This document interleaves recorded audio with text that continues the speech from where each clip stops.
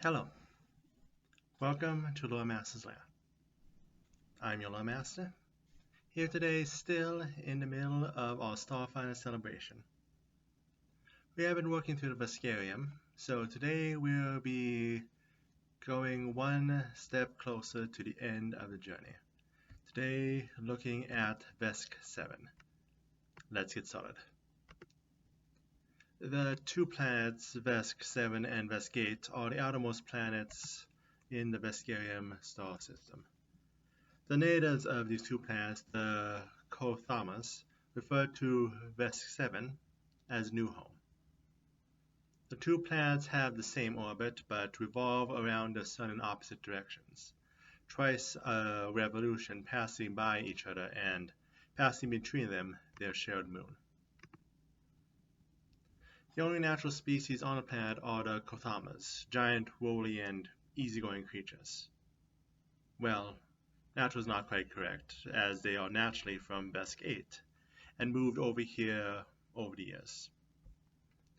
Vesk are the next most populous, though military first stationed here far outnumber civilians in that case. There's also the city of Forget, which takes in people regardless of ancestry, throwing in a smattering of all kinds. As of all planets in the Veskarium, the planet is a military dictatorship ruled by High Despot, or that is how it's supposed to be. In reality, the Vesk only control the area around their cities, leaving the frozen race to the Kothamas. There is little culture to speak of, the planet being a barren rock filled with a species of singular wanderers.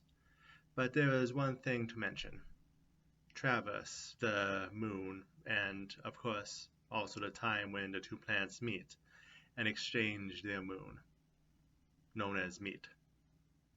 At